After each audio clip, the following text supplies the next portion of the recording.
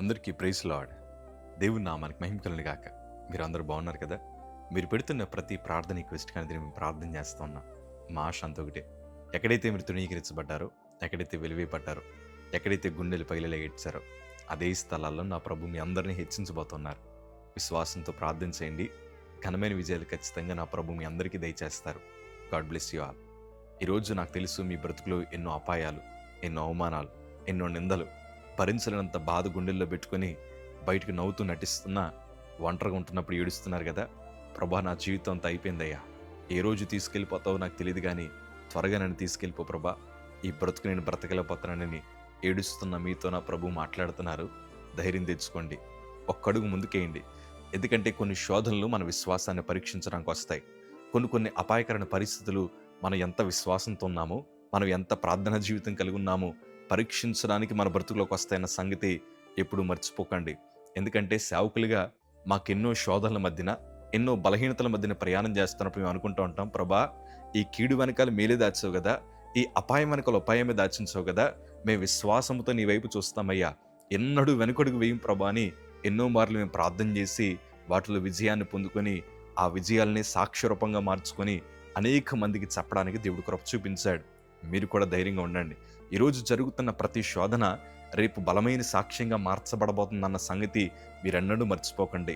నాకు తెలుసు మీలో చాలామంది ప్రార్థనలో బలంగా ఉన్నారని, ఎంతోమంది కన్నీటి ప్రార్థన ప్రభు సందు చేస్తారన్న సంగతి నాకు తెలుసు. మీ ప్రార్థన మీకు ఆయుధంగా మార్చబడుతుంది. ధైర్యంగా ఒక అడుగు ముందుకేయండి. ఎందుకంటే మన విశ్వాసాలు పరీక్షింపబడుతున్నాయి. దేవుని వాక్యం అంటుంది కదా, హెబ్రీయులకు రాసిన పత్రిక 11వ అధ్యాయము 6వ మాట చదవగలిగితే, విశ్వాసం లేకుండా దేవునికి ఇష్టడై ఉండట అసాధ్యము. దేవుని యొద్దకు వచ్చేవాడు ఆయన ఉన్నాడనియు, తను వెదుకు వారికి ఫలము దయచేవాడనియు నమ్మవలని కదా. ఈరోజు దేవుని వాక్యం ద్వారా మీతో ఈ మాటలు మాట్లాడాలని ఆశపడుతున్నాను. విశ్వాసం లేకుండా దేవునికి ఇష్టడై ఉండట అసాధ్యము. ఇంతకీ మన విశ్వాసాలు ఎప్పుడు పరీక్షించబడతాయి? అన్నీ ఉన్నప్పుడు కాదు, అన్నీ కోల్పోతున్నప్పుడే మన అసలైన విశ్వాసం పరీక్షింపబడుతుంది. ఓటముల మధ్యన మన విశ్వాసం పరీక్షింపబడుతుంది. అపాయకరమైన పరిస్థితుల మధ్యన మన విశ్వాసం పరీక్షింపబడుతుంది. పేతురు నీళ్ళ మీద నడుస్తున్నప్పుడు చుట్టూ ఉండే వాటిని చూసి భయపడి అతడు మునిగిపోతున్నప్పుడు ప్రభు అన్న మాట ఏంటి తెలుసా? అల్ప విశ్వాసి, ఎందుకు వాటి వైపు చూసి భయపడుతున్నావు అంటే, మన విశ్వాసం శ్రమల మధ్యనే పరీక్షింపబడుతుంది. ఈరోజు మీ జీవితంలో ఎన్నో ఓటముల మధ్య మీరు ప్రయాణించుండొచ్చు. ప్రయత్నాలు చేసి చేసి ఓడిపోతున్నప్పుడు ఇంకైపోయిందంతా అని ఒక్కడికి వెనుకడికి వేసావా? నేను అంటాను కదా, విశ్వాసములో ఓడిపోయినట్లే, మనం ప్రభువుని పూర్తిగా నమ్మలేనట్లే. కొన్ని అపాయకరమైన పరిస్థితులు మన విశ్వాసాన్ని పరీక్షించడానికే. దైవజనమా, నా బ్రతుకులో ఒక అద్భుతమైన సంఘటన జరిగింది. 2022 సంవత్సరంలో కోవిడ్ మరణాలు చాలా విపరీతంగా మనకు వినబడుతున్నాయి. అలాంటి తరుణాల మధ్యన నాకు సెకండ్ వేవ్లో కోవిడ్ వచ్చినప్పుడు దేవుని ఉన్నతమైన కృప మా కుటుంబం అంతా ధైర్యం తెచ్చుకొని ప్రభు సన్నిధిలో విజ్ఞాపన చేస్తూ వచ్చాం. మా ఇంట్లో వాళ్ళకి నా మీద చాలా కంగారు ఎక్కువ. ఎందుకంటే ఆల్రెడీ కీమోథెరపీ తీసుకున్నాను.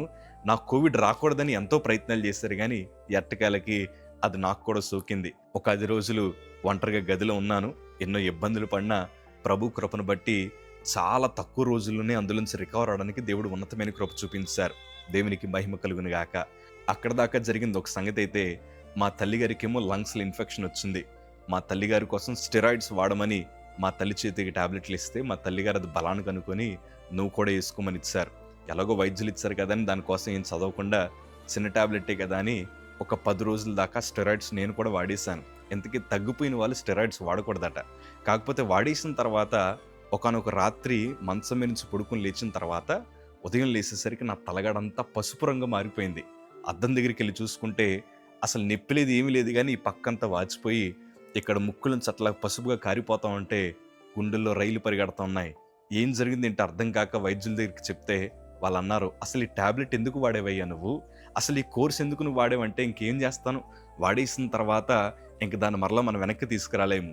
ఇంక మా తల్లి ముఖం చూస్తే మా తల్లి టెన్షన్ పడిపోతుంది.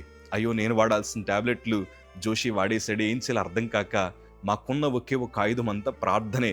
ఎందుకంటే అప్పట్లో వార్తలు ఏమని చూపిస్తానంటే ఎల్లో ఫంగస్ వచ్చింది, బ్లాక్ ఫంగస్ వచ్చింది, ఇట్లాంటి వార్తలు చెప్తున్నప్పుడు హృదయంలో చాలా కలవరం వేసింది. వెనక వార్తలు పెట్టడం మానేసాం. ఎందుకంటే కొంతమందికి మనుషుల్ని ఎలా ధైర్యపరచాలో తెలియదు. వాళ్ళ చనిపోయారంట, వీళ్ళ చనిపోయారంట అని మాకు ఫోన్లు చేసి ఇలా చెప్తా ఉంటే ఇంకెవరి ఫోన్లు ఎత్తడం మానేసాం. ఆ రోజు నా హృదయం అంతా ఎంత కలవరం అయిపోయిందంటే, నేను స్వార్థ మధ్యలోనే ముగించి చనిపోతానేమో, ఇంకా నా జీవితం అంతా అయిపోయిందేమో, ఇంక నేను పాడలేనేమో, ఇంక నేను వాక్యం చెప్పలేనేమో, నేను చనిపోతానేమో అన్న ఆలోచన ఒకవైపు వస్తున్నా. మరొక వైపు ఏంటంటే కొంతమంది ఫంగల్ ఇన్ఫెక్షన్స్ వస్తే దవడ ఎముక తీసేస్తున్నారంట, కళ్ళు తీసేస్తున్నారంట. ఇట్లాంటివి చెప్తా ఉంటే నా గుండెల్లో ఒకే ఒక బాధ ఏంటంటే, నాకు పాట పాడడం చాలా ఇష్టం అండి, వాక్యం చెప్పడం చాలా ఇష్టం.